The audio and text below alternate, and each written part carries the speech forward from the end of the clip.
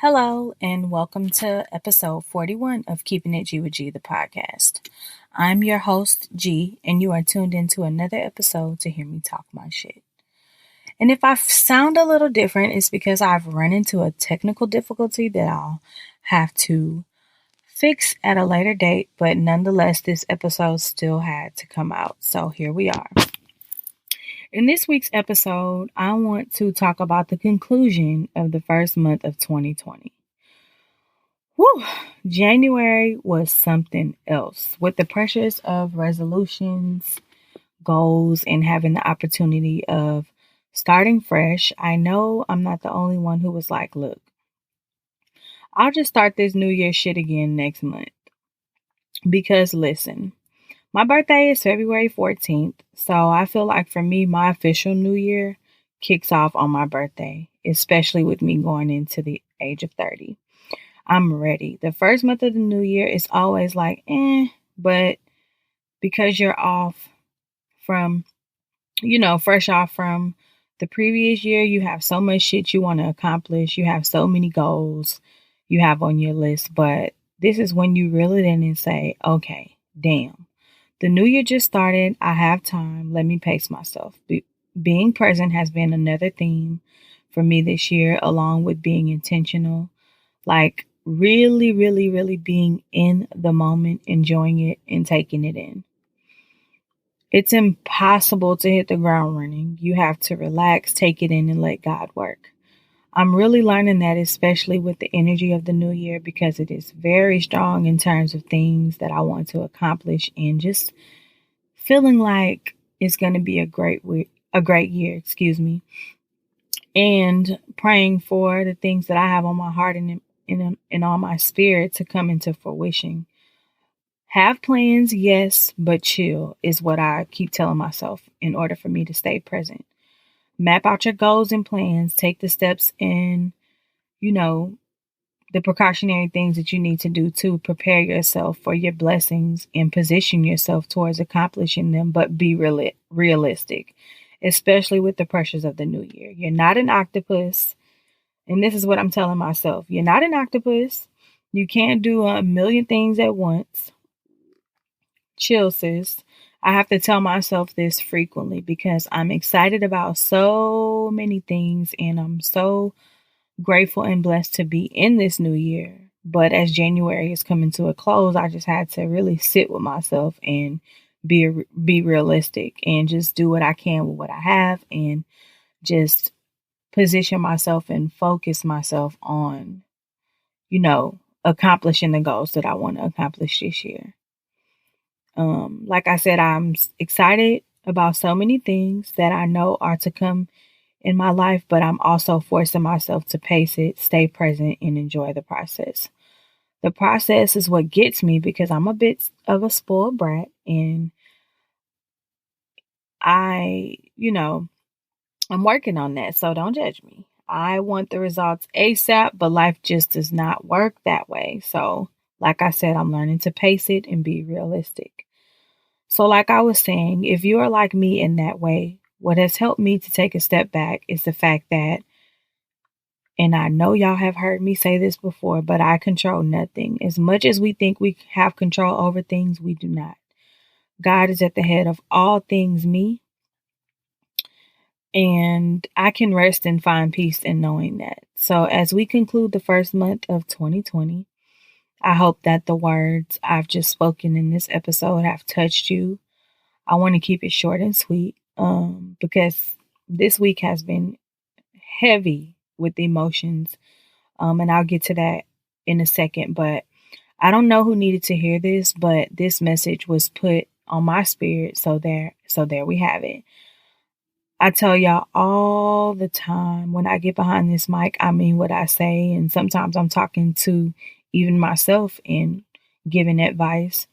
But when I record these episodes, I go back and listen and then I'm forced to take my own advice and take heed to the things that I'm speaking because I want to practice what I preach on the podcast. So for me, it motivates, heals, and helps me. And I pray that it is doing the same for you.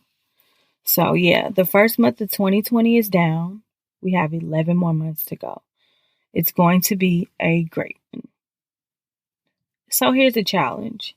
And I really want you to participate with me on this one. I don't want to ever feel like when I post polls on my Insta story, mention on an episode about a challenge that it's going in vain and y'all don't hear me, because I know y'all do. So don't be shy.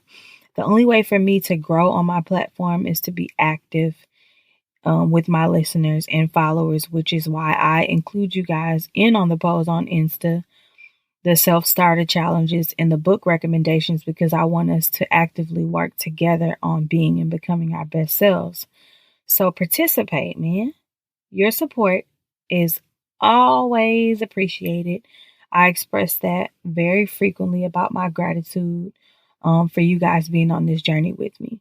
So for the challenge, I want you to either share via DM on my Instagram page, or when I post this challenge this week sometime on my Instagram for the podcast, because I will comment under the post your 3 words for 2020 that you'll carry with you um, to help catapult you into your destiny and help you to step further into who you are becoming, so that you can become the best possible version of yourself. So again, I'll repeat it.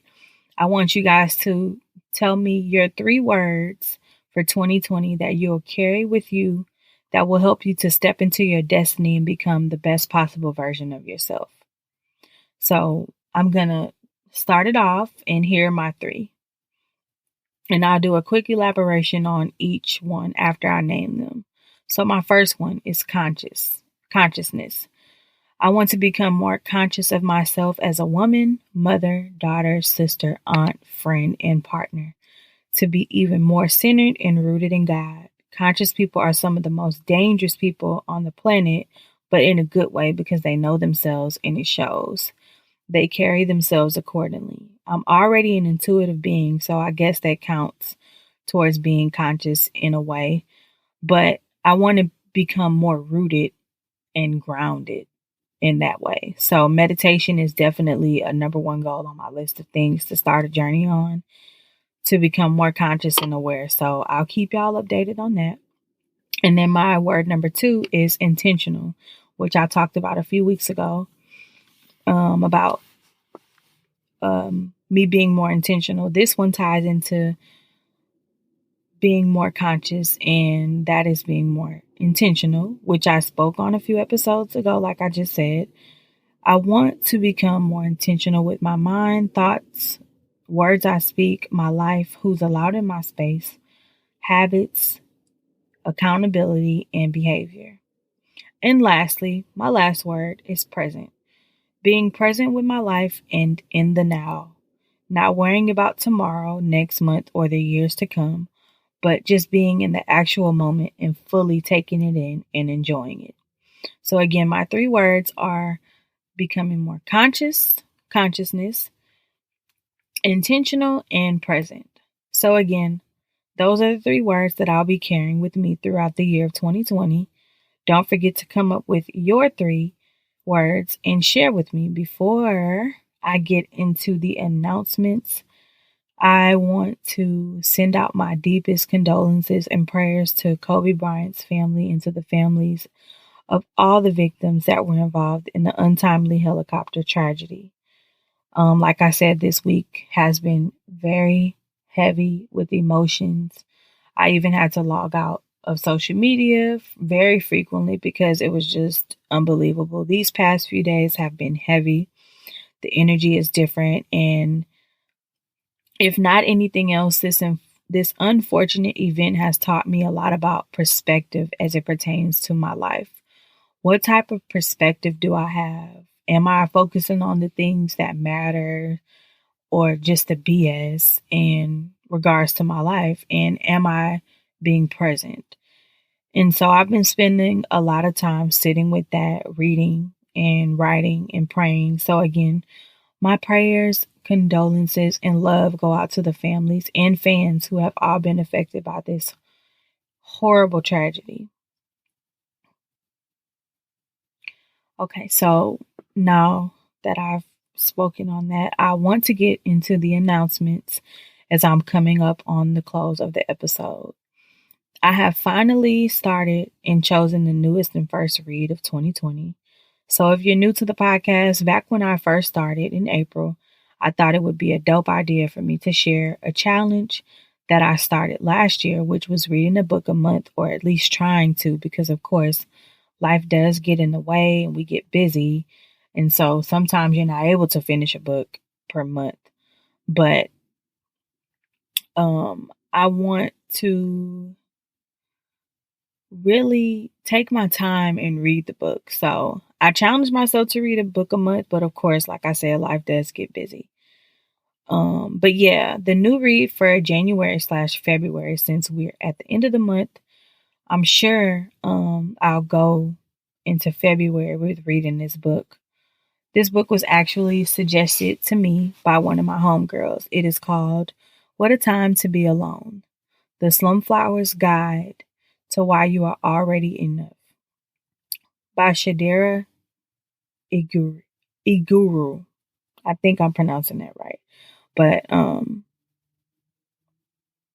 so yeah, just pay attention to the Instagram page this week, because I'm going to post a couple of excerpts from the book to see if anyone is interested in reading the book, because it's full of gems, and I can already tell that I'll be carrying these words with me for a very long time from this book. I know that's heavy, but I mean it.